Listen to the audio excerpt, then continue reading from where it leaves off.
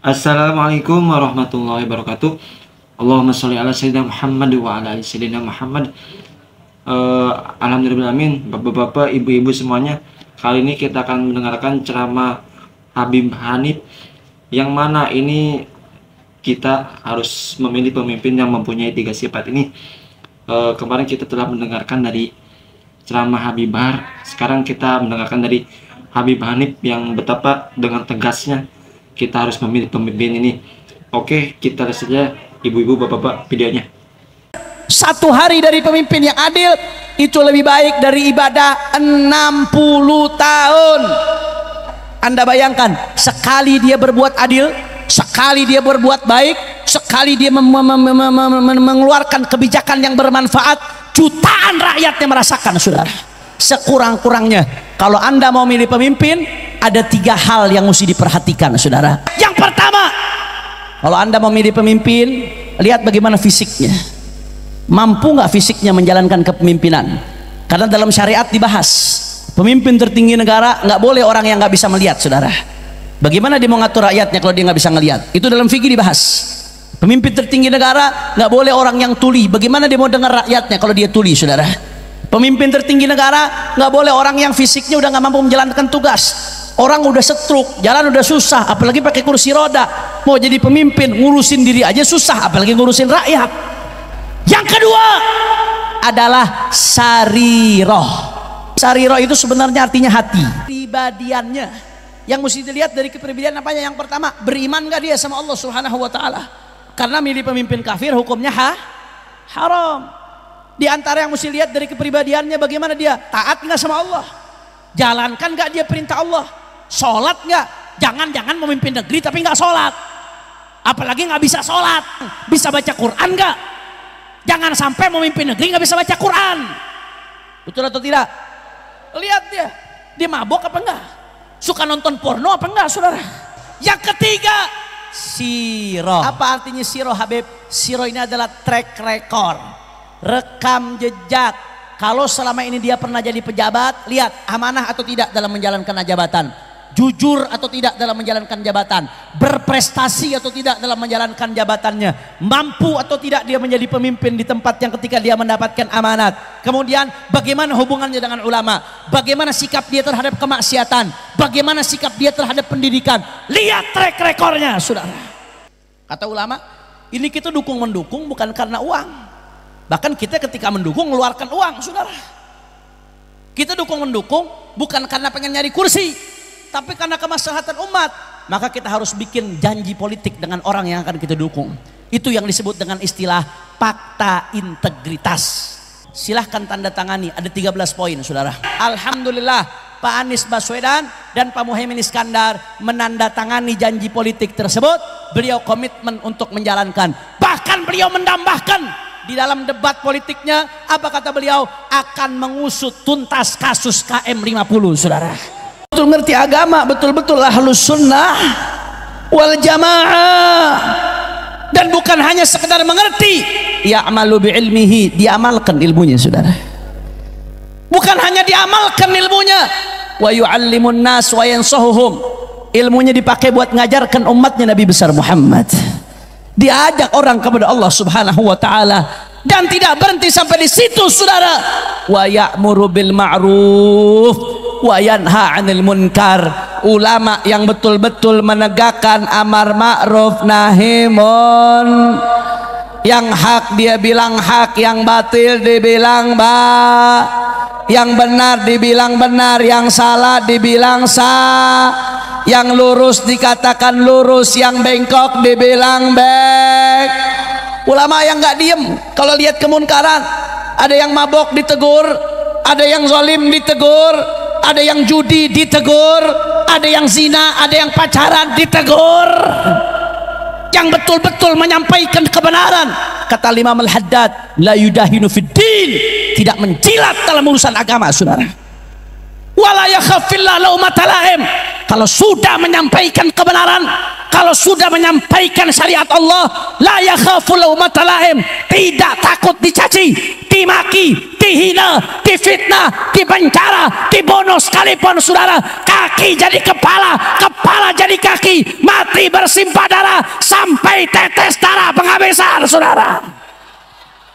Allahu Akbar, Allahu Akbar, Allahu Akbar. Saya mau tanya, keberadaan ulama-ulama yang seperti itu penting atau tidak? Penting atau tidak? Penting saudara. Imam Haddad yang mengatakan, kata Imam Al-Haddad, kalau ulama seperti itu nggak ada, rusak negara saudara, hancur negara. Ulama yang betul-betul menegakkan amar ma'ruf nahi munkar. Ya tapi memang resikonya saudara, menegakkan amar ma'ruf nahi munkar. Ya tapi memang resikonya saudara, kalau ulama sudah lurus menyampaikan amar ma'ruf nahi munkar, resikonya apa? Dibenci, dihina pasti saudara, dimusuhi. Kenapa? Karena dia akan berbenturan dengan banyak hawa nafsu yang ditegur saudara. Dia akan berbenturan dengan banyak kepentingan haram yang tidak terima ketika diluruskan saudara. Makanya Allah Ta'ala ketika memerintahkan amar ma'ruf nahi munkar, setelah itu Allah katakan apa? Wasbir ala ma asabak. Kata Allah, kalau kamu menegakkan amar ma'ruf nahi munkar, sabar, sabar atas apa yang menimpamu, sabar. Bahkan Sayyidina Hudzaifah ibn Yaman, salah satu sahabat Rasulullah yang banyak Rasulullah beritahu rahasia akan apa yang akan terjadi di kemudian hari. Hudzaifah ibn Yaman, apa kata Hudzaifah ibn Yaman? Kalau anda sekarang lihat ada kayak seperti Habib Rizik menyampaikan kebenaran, dicaci, dimaki, dihina, dimusuhi, dianggap teroris dan lain sebagainya, nggak usah kaget saudara. Hudzaifah ibn Yaman telah mengatakan, sayati 'alan nasi zamanun la an takuna fihim jifatu himar ahabbu ilaihim min mu'minin ya'muruhum wa yanhahum. Nanti akan datang satu zaman, kata Hudzaifah ibn Yaman, andai kata di tengah-tengah orang ada jifatu himar, ada bangkai keledai saudara, bangkai keledai bau busuk, dikerubutin laler, bikin penyakit. Andai kata ada bangkai keledai di tengah-tengah kampung, itu lebih disenangi masyarakat daripada ada orang yang menegakkan amar ma'ruf nahi munkar saudara. Tapi kalau ditinggalkan bahaya.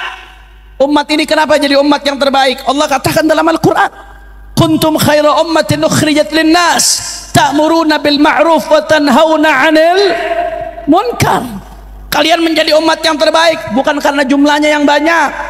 Kalian jadi umat yang terbaik bukan karena persenjataannya yang canggih, bukan karena teknologinya yang canggih.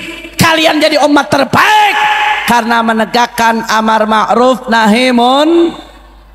Makanya sebagian ulama tafsir mengatakan khairiyatu hadhil ummah masyrutatun bihadzal syarat. Predikat umat terbaik bagi umat ini bergantung dengan syarat amar ma'ruf nahi munkar dijalankan saudara. Selama amar ma'ruf nahi munkar dijalankan, umat ini masih mendapat predikat umat terbaik saudara. Tapi kalau amar ma'ruf nahi munkar ditinggalkan, kemaksiatan dibiarkan merajalela di mana-mana saudara, apa yang terjadi? Predikat umat terbaik dipertanyakan. Dan bahaya saudara, kalau ulamanya semua diem, nggak berani ngambil resiko, masing-masing main aman, cari aman, bahaya. Kalau kemunkaran merajalela di mana-mana. Sayyidatuna Aisyah pernah nanya sama Rasulullah, ya Rasulullah, anahliku wa fina salihun. Ya Rasulullah, apakah kita akan celaka sedangkan di tengah-tengah kita banyak orang soleh? Ya Rasulullah, orang soleh banyak, ahli ibadah, ahli sujud, ahli zikir banyak ya Rasulullah. Apakah musibah akan datang menimpa kita sedangkan orang soleh ahli ibadah banyak ya Rasulullah? Apa kata Nabi Muhammad? Naam, idza kathural khabath. Ya, ya, kalian akan tertimpa musibah walaupun banyak orang soleh. Ya, idza kathural khabath. Kalau kemaksiatan sudah merajalela di mana-mana, kemunkaran merajalela di mana-mana, Allah marah, Allah murka, turun musibah saudara. Na'udzubillah min saudara, al-ma'siyah idza istatarat lam tadurra illa sahibaha. Maksiat kalau dilakukan diam-diam sendiri-sendiri maka hanya berbahaya untuk pelakunya saudara. Tapi kalau idza udhirat tadurral jami'. Maksiat kalau sudah dinampakkan terang-terangan, itu yang akan kena dampaknya semua. Tsunami kalau udah datang Pak Bu, tsunami nggak bisa bedakan mana yang Habib, mana yang pelacur saudara. Gempa kalau sudah datang nggak bisa bedakan mana yang kiai, mana yang tukang main judi. Gempa nggak kenal. Semuanya kena kalau maksiat sudah datang. Makanya waktu itu saya sakit hati betul. Ada bencong di Jakarta, saudara. Itu bencong dengan enaknya ngomong di TV, kenapa sih kamu repot?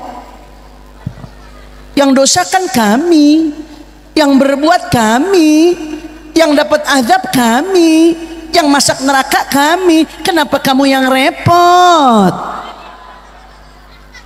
Jawab jangan, jawab jangan, jawab jangan. Yang maksiat memang sia, yang ngelakuin memang sia, yang dapat dosa sia, yang dapat adab sia, yang masuk neraka sia. Tapi sia maksiat terang-terangan. Kalau Allah marah, Allah murka, semuanya kena musibah gelo. Betul atau tidak? Betul atau tidak? Betul atau tidak? Na'udzubillah min. Kira-kira sadar. Jawab yang kompak. Kalau begitu ulama yang menegakkan amar ma'ruf nahi munkar, keberadaan mereka penting atau tidak? Keberadaan mereka harus atau tidak? Negara kalau tidak ada ulama yang menegakkan amar ma'ruf nahi munkar, bahaya atau tidak? Bahaya atau tidak? Siap berjuang bersama para ulama, siap di barisannya para ulama, siap ikut membantu perjuangan para ulama. Takbir. Sallu ala nabi. Jam sabaraha itu? Udah setengah 12. Masih semangat? Oh, banyak orang di sini. Takbir, takbir.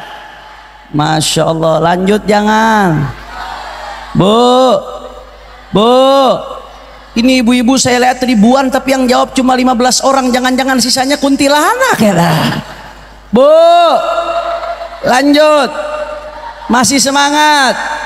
Yakin? Betul? Takbir. Itu kok layarnya telat. Alhamdulillah. Tadi yang pertama apa? Kalau mau negeri kita baik, yang pertama harus banyak ahli ibadah yang istiqomah. Yang kedua harus banyak ulama yang menegakkan amar ma'ruf nahi munkar. Yang ketiga, saudara, kata Imam Al-Haddad, kalau mau negeri kita yang baik, yang ketiga maka harus banyak al-ghaniyus soleh, orang kaya yang soleh. Saudara, kalau orang kaya soleh, masya Allah, manfaatnya akan nyebar kemana-mana, saudara. Yang miskinnya dibantu, betul? Yang fakirnya dibantu, yang janda-janda susah dibantu, cuman nggak dikawinin ya saudara. Yang anak-anak yatim dibantu, masjid, majelis taklim, pesantren, syiar dakwah dibantu, orang yang ngutang-ngutang dibantu. Alhamdulillah. Semakin banyak orang kaya yang soleh, semakin baik keadaan sosial di negeri kita, saudara. Makanya Pak Bu, dunia bicara soal dunia itu kata Nabi, ad-dunya mal'unah. Dunia itu terlaknat, saudara. Nabi yang mengatakan itu. Bahkan dalam riwayat lain disebutkan ad-dunya jifah. Dunia itu ibarat bangkai, hanya orang edan yang mau berebut bangkai, saudara. Akan tetapi kalau dunia itu ada di tangannya orang soleh, apa kata Rasulullah? Ni'mal malus soleh lirrajulis soleh. Kata Nabi Muhammad, sebaik-baiknya harta yang baik yang berada di tangannya orang baik. Makanya saya doakan, mudah-mudahan semua yang ada di sini, yang hadir, semuanya berikut anak cucunya semua jadi orang kaya yang soleh. Amin, amin, amin, amin ya Rabbal. Giliran kaya kenceng loh doanya.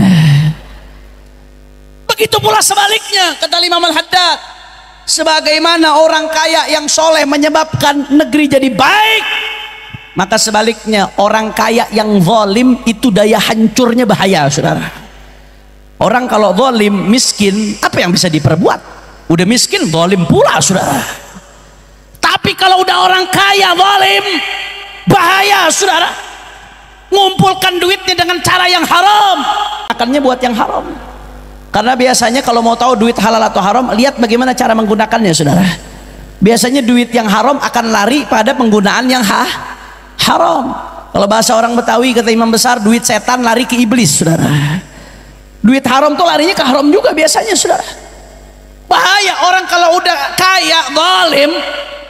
Ya Allah, ulamanya bisa dibeli, habib bisa dia beli, kiainya bisa dibeli, pejabatnya bisa dibeli, aparatnya bisa dibeli. Betul atau tidak? Betul atau tidak? Dan ini fenomena yang terjadi di berbagai belahan dunia. Ada fenomena yang disebut dengan istilah oligarki, saudara. Mungkin Anda suka mendengar di media, oligarki, oligarki berkuasa, oligarki. Apa maksudnya oligarki? Oligarki itu sekelompok orang kaya yang berkuasa. Mereka bukan presiden, mereka bukan pejabat, tapi mereka bisa mengendalikan pejabat, saudara. Itu yang disebut fenomena oligarki. Negara dikendalikan oleh sekelompok orang yang kekayaannya nggak masuk di akal, sehingga dengan kekayaannya siapapun bisa dia beli, aturan seenaknya bisa dirubah, kepentingannya bisa menerobos kepentingan umum, saudara. Bahkan ulamanya bisa dibeli, hukumnya yang halal bisa jadi haram, yang haram bisa jadi halal. Itu bahayanya orang kaya yang zalim, saudara. Makanya kita doakan mudah-mudahan orang-orang kaya yang zalim dapat hidayah jadi orang kaya yang soleh. Mudah-mudahan orang kaya yang soleh makin banyak di negeri kita. Orang-orang kaya yang soleh panjang umur, sehat walafiat, dalam ketaatan kepada Allah. Amin ya rabbal. Jadi yang ketiga, kalau negeri kita mau semakin baik harus ada orang kaya yang bukan hanya harus ada, tapi harus banyak orang kaya yang amin ya rabbal. Yang keempat, saudara, yang keempat, yang nggak kalah pentingnya, bahkan ini yang pengaruhnya paling dahsyat, saudara. Kata Imam Al-Haddad, kalau mau negeri kita semakin baik, maka yang keempat harus ada imamun adilun munsifun hasanus sirah salihus sarirah mustaqimus siyasah. Harus ada pemimpin yang adil, yang munsif, yang betul-betul tidak berat sebelah, lurus dia, saudara. Hasanus sirah, track. Oke bapak-bapak, ibu-ibu semua, itu dia tadi kriteria pemimpin yang harus kita pilih ya teman-teman. Yang pertama yaitu dari fisiknya dulu. Kita lihat dari segi fisiknya, apakah dia masih sanggup untuk memimpin negara ini, teman-teman. Karena kalau fisiknya sudah lemah, gimana memimpin negara ini, benar nggak? Jadi kita harus lihat fisiknya dulu ya ibu-ibu, bapak-bapak. Yang kedua, dari segi pengetahuan, teman-teman, dari pengetahuannya apakah dia cukup memadai tentang ilmu-ilmu tentang situasi yang berada di negara kita ini, tentang pertahanan dan yang lainnya, teman-teman semua. Terus yang paling utama yaitu tentang keimanan, teman-teman. Jadi apakah dia beriman, sholatnya rajin dan lain-lain, teman-teman. Itu yang harus dipilih. Oke. Semoga bermanfaat video ini. Semoga Habib Hanif juga sehat selalu. Oke, terima kasih. Assalamualaikum warahmatullahi wabarakatuh. Bapak-bapak, ibu-ibu semuanya, semoga sehat selalu. Amin.